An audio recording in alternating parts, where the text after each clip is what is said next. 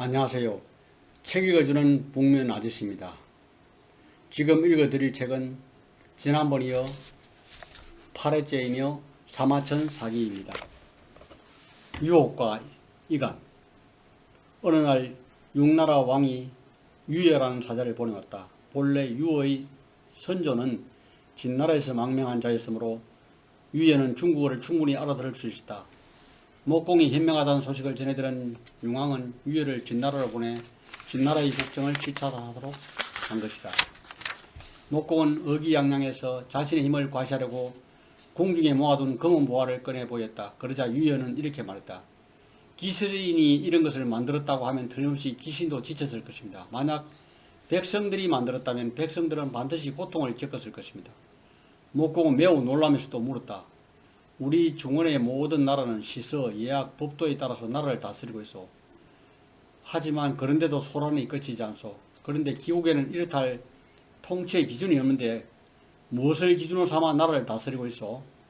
그러한 기준이 없으면 틀림없이 어려움을 겪을 터인데 말이오. 유연은 웃으면서 대답했다. 이것이야말로 중원에서 항상 변란이 일어나는 원인입니다. 물론 예약이나 법도의 제정은 고대 성왕이신 황제가 예약 제도를 제정하여 스스로 솔선해서 법도를 따르셨고 그래서 겨우 조그만 다스림의 정도를 해낼 수 있었던 것입니다. 그러나 후대에 이르러 왕들은 날로 교만하고 음란에만 빠져 있었습니다. 그들은 법률 제도의 힘만을 믿고 백성들을 문책하기 때문에 백성들은 극도로 피폐해져서 인의를 행하지 않는 군주를 원망하게 되었습니다. 위아래가 서로 다투고 원망하며 서로 찬탈하고 사륙하여 종사를 멸하는 지경에까지 이르게 되는 것은 모두 이러한 연유에서입니다. 그러나 융족은 그렇지 않습니다. 윗사람은 순박한 덕으로 아랫사람을 대하고 아랫사람은 충성으로 그 윗사람을 받들기 때문에 한 나라의 정치가 사람이 자기 몸은 한 몸을 다스리는 국가같이 잘 다스려지지만 잘 다스려지는 원인이 무엇인지 알지 못합니다. 이것이 진정한 성인의 정치입니다. 이 말을 들은 목공은 내전으로 들어가 신하 왕료를 불러 상의했다. 이웃 나라에 성인이 있게 되면 그 적대국의 우환이라고 들었는데 지금 융왕은 유예와 같은 현명한 인물이 있으니 우리의 우환이요. 어떻게 해야 되겠소? 그러자 왕료는 융왕은 벽지에 살고 있으면 아직 중원의 음악에 대해 보지 못했습니다. 그러니 우선 미녀 가무단을 보내 유혹함으로써 그의 마음을 바꿔보도록 하십시오. 한편으로 유예의 기국을 연기시켰던 융왕과의 사이를 벌어지게 하는 것입니다. 그렇게 되면 융왕은 유예에 대해서 크게 억을 품을 것이 틀림없습니다. 군신 간의 간극이 생기면 우리에게 비로소 기회가 생깁니다. 더구나 융왕은 음악을 좋아하기 때문에 그는 반드시 정사를 태만히 할 것입니다. 목공은 과연 묘하니요 라고 하였다. 그 후 목공은 유예에게 큰 잔치를 베풀어 줬다. 그리고 연회석에서 함께 나란히 자리를 앉는 등 융성한 대우를 했다. 식사를 할 때는 손수 요리를 권하면서 매우 친근한 정을 보여주었고 육나라의 지형과 군비 등을 질문해서 나라 정세의 대부분을 파악했다. 그런 다음 16명의 미녀 가무단을 융왕에게 보내겠다. 과연 융왕은 완전히 탐닉하여 1년이 지나도록 가무단을 돌려보내려고 하지 않았다. 목공은 그러한 융왕의 사정을 알게 된 후에야 비로소 유예를 기국시켰다. 유예가 돌아가서 보니 왕은 매일같이 가무단만 즐기고 있었다. 폐하 그만 가무단을 돌려보내십시오. 유예가 거듭 간청했지만 융왕은 귀를 기울이지 않았다. 목공은 비밀리에 여러 차례 사람을 보내어 유예를 진나라에 항복하도록 설득하였다. 마침내 유예는 융을 떠나 진나라로 돌아왔다. 목공은 그를 빈격으로 대하면서 융족을 징벌할 계책을 물었다. 나의 가호를 영원히 기억하도록 하라. 목공이 즉위한 지 36년 목공은 맹맹시 등을 더욱 후대하고 군대를 일으켜 또다시 진나라를 공략하게 했다.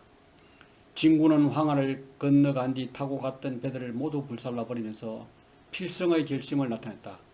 마침내 진나라를 대파하고 궁궐과 도읍을 점령하여 이전의 조상골정에서 패전한 치욕을 갚았다.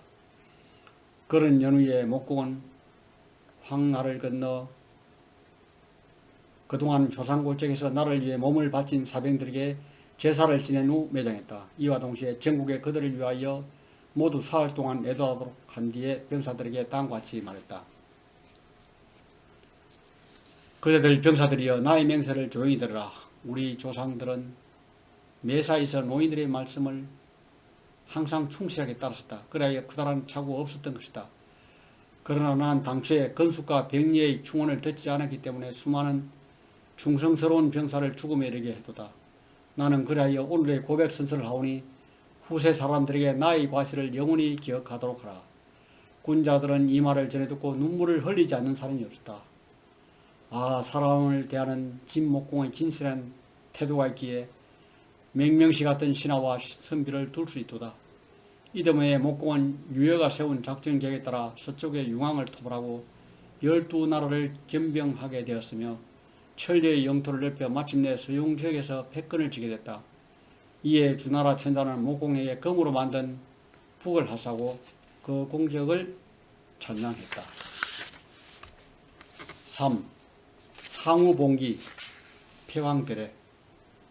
항우는 진나라 말기 농민봉기의 불꽃 속에서 우뚝 솟아오른 불세출의 영웅이다. 항우봉기는 항우라는 역사상 일찍이 그 유래를 찾을 수 없었던 한 영웅을 중심으로 그의 영웅적인 무용담과 아울러 그의 잔악상과 가실 그리고 비극적인 종말을 생동감 있게 그려내고 있다.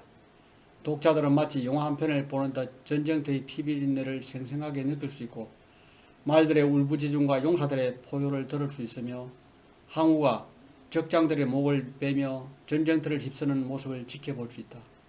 동시에 항우가 도시에서 사실적으로 보여주는 잔악상을 여실히 묵도할 수 있으며 또한 이러한 요인들의 축적으로 인한 항우의 몰락 과정 역시 체인하게 묘사되고 있다. 사실 항우는 인간미가 있던 영웅이었다. 그 수많은 전쟁 속에서 단 한 번도 속임수를 쓴 적이 없었다. 홍문에서의 잔치에서 번쾌가 휘장을 밀치고 들어왔을 때도 항우는 그를 나무라지 않았다.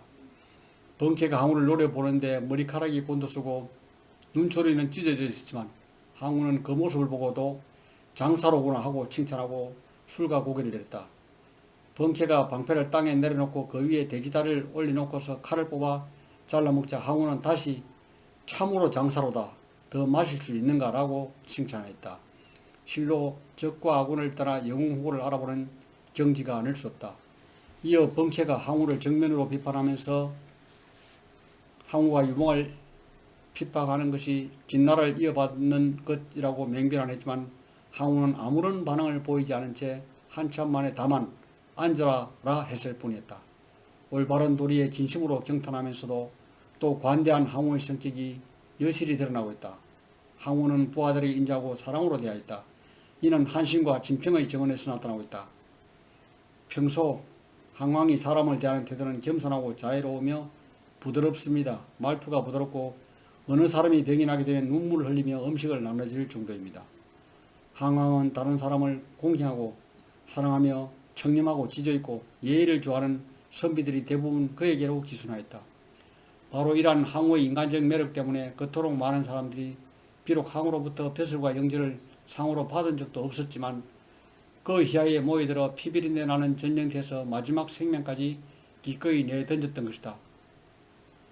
항우는 심지어 자신의 정적인 유방에 대해서도 한번 말을 하게 되면 반드시 지켜야 하고 일을 할 때는 반드시 이뤄내야 한다는 원칙을 지킴으로써 결국 홍문의 잔치에서 유방의 교훈에 쏘가 넘어갔다. 또 유방의 부친과 처자를 포로로 잡아놓고도 나의 아버지가 곧 그대의 아버지거늘 반드시 그대의 아비를 삶겠다면 바라건대 내게도 국 한 그릇을 나눠주거라는 무례배와도 같은 유방의 조소만 들어야 했다. 하지만 항우에게는 치명적인 약신이 있었다. 항우가 전쟁에서 거둔 빛나는 승리들은 그로 하여금 개인 영웅주의에 사로잡히게 만들었고 무력에 의하여 모든 것을 해결할 수 있다는 확신하게 됐다. 그래야 그는 스스로의 무용만을 긍지로 여기면서 다른 사람을 전혀 믿지 않았다. 그는 지나친 자신감을 가졌으며 유방을 과소평가하여 결코 자신의 장애가 될 것이라고 생각하지 않았다. 또한 죽음을 목전에 두고서도 그는 하늘이 나를 망하게 하는 것이 전쟁을 잘하지 못했기 때문이 아니다라며 끝내 반성하지 않았던 비극적 성격을 가지고 있었다. 항우는 결국 실패했다. 그는 천하를 잃고 목숨도 잃었다. 그러나 그는 오히려 역사를 얻었고 인심을 얻었다. 항우가 죽은 뒤 유방은 왕의 예우를 지켜 노공을 봉하여 안장하였을 뿐만 아니라 직접 가서 상을 지내고 한바탕 곡을 하고 떠났다. 이렇게 자신의 정적으로 하여금 진심으로 애다하고 제사를 지내게 만든 것도 항우가 지닌 인간적인 매력이 하겠다. 만명을 대적하는 것을 배우겠나라. 항적은 하상 사람으로서 자란 우이다. 처음 항적이 군대를 일으켰을 때의 나이는 24세였다. 그의 계보는 항량으로서 항량의 부친은 진나라 장군 왕전에게 패하여 죽임을 당했던 초나라 명장 향인이다. 항씨는 대대로 초나라의 장수를 지냈고 항성에 봉해졌기 때문에 항씨를 성으로 하였다. 항적은 어렸을 때 글을 배우곤 했으나 이뤄낸 바가 없어 포기하고 다시 검술을 배우는데 이 또한 이뤄내지 못하였다. 항량이 화를 내자 항적은 태연하게 글자는 성명을 기록하는 것으로 충분하고 검은 한 사람을 대적할 수 있을 뿐이므로 가벼울 가치가 없습니다. 배울 만한 것은 곧 능히 만명을 대적하는 학문입니다 라고 말하는 것이었다. 항량은 그럴듯한 대답에 얘기가 곧 병법을 가르쳤는데 항적은 병법 배우는 것을 대단히 즐겨하였다. 하지만 병법의 요지를 대략 알고 나자 곧 더 깊이 공부하려 들지 않았다. 언젠가 진시황이 회계산을 순행하고 절간을 건널 때 항량과 항적이 함께 그 광경을 보았다. 항적이 그 모습을 보고는 저 사람 내가 충분히 대신할 수 있다라고 말했다. 깜짝 놀란 항량은 그 입을 틀어막으며 함부로 말하지 말라. 멸종형을 받게 된다고 말했다. 그러나 항량은 이 일이 있고 난 후 이후 항적을 매우 기이하게 생각했다. 항적은 키가 8척이 넘고 힘은 쇠솥을 들어 올릴 정도였으며 저기가 범상치 않았다. 그래서 오중 사람들은 모두 항적을 두려워하였다.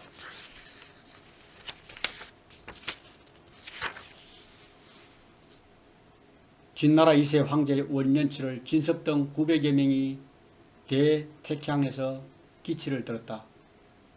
이에 9월 백의 군수 은통이 항량에게 제안하였다. 강서적이 모두 반진의 가치를 들고 일어나서 이는 하늘이 진나라를 멸망시키려는 시기가 왔다고 할 것이오. 나는 먼저 나서면 남을 제압할 수 있고 나중에 나서면 남에게 제압당한다고 들었소. 그래서 내가 먼저 몸을 일으켜 그대와 한초를 장군으로 삼고자 하오. 이때 환초는 깊은 산중으로 피신해 있던 상황이었다.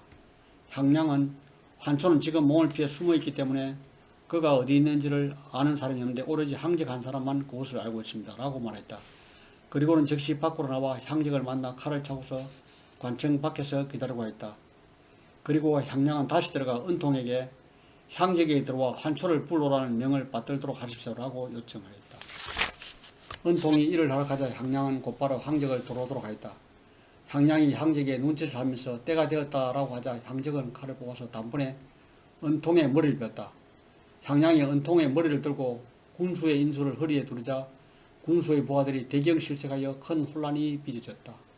이때 항적이 칼을 뽑아 베어 죽인 사람만 해도 수십 명에 이르렀다. 그리하여 군수 부중의 사람들은 모두 두려워하여 땅에 엎드려 감히 일어날 생각을 못했다. 향량이 곧 전부 알고 있던 지방유지와 관리들을 불러서 진나라를 반대하는 거사의 명분을 설명하자 모두 찬동하였다. 그리하여 마침내 군사를 일으키고는 사람들을 파견하여 오중에 관할 전을 차로로 접수하고 정예군 8,000명을 조직하였다. 항량은 오중의 홀들을 조위, 후, 사마의 직에 각각 임명하였는데 관직을 얻지 못한 어떤 사람이 그 이유를 항량에게 물었다. 항량이 전에 그대에게 어떤 일을 맡겨보았는데 그때 그대는 일을 잘 하지 못했어. 그래서 나는 임용하지 않은 것이오 라고 말하자 모든 사람들이 향량의 사람 보는 눈에 담보하였다. 향량은 회계의 군수로 옹립되고 항적은 부장이 되었다. 이것으로 그 일기를 마치겠습니다.